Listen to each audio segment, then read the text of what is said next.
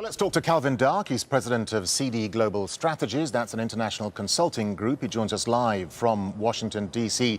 Calvin, not surprisingly, Donald Trump's speech was at odds with most mainstream world leaders, reinforcing his America First policy and rejecting globalism. What did you make of it briefly? Well, I thought that it was interesting at the beginning when he wasn't expecting the laughter. I don't think he realized that they weren't laughing with him, they were laughing at him.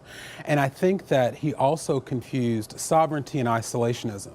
It's perfectly fine what he suggested about each country protecting their own interests, but he described it in such a way that is essentially isolationist, which is not the way that the United States has traditionally acted. And he clearly had Iran in his gun sights during his speech. I mean, Trump has obviously replaced North Korea with Iran as global enemy #1, and he wasn't holding back, was he?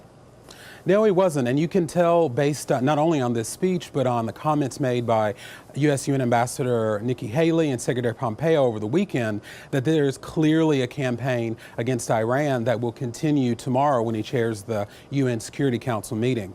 And on the North Korea point, it was just beyond optimistic to the point of not really being able to grasp what progress he believes has been made, because he went from calling him Rocket Man and threatening to destroy the country wherever under attack to praising him on the world stage, which is exactly what Kim Jong-un wants. And it was interesting to hear the response of the UN Secretary General. I mean, he warned of a world walking the road of populism and isolationism once more, ignoring the lessons perhaps of the growth of fascism in the 1930s, and he warned of the risk of another global conflict. I mean, Antonio Guterres clearly had Donald Trump in mind when he said that, didn't he?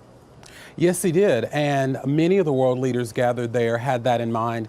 I, as an American here listening to the speech, had that in mind, because what we want to make sure is that America First doesn't mean America alone, and unfortunately, I think that's the message that President Trump pushed. I can't even count the number of times he said sovereignty and individualism. Let me get a final thought from you, Calvin. I mean, does Trump's speech question whether America will give up its strong moral leadership of the world, particularly on issues like migration, on human rights? Does it leave us thinking we can look forward to an increasingly chaotic world order? Well, I don't know if it's going to be a chaotic world order, because I do think that other countries are going to step up in that vacuum.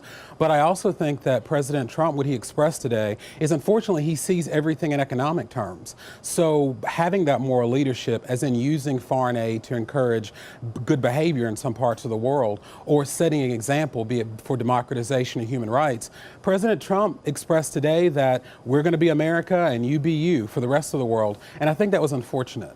Calvin Dark, thank you very much for your time. Thank you. Well, as we were saying there, Donald Trump...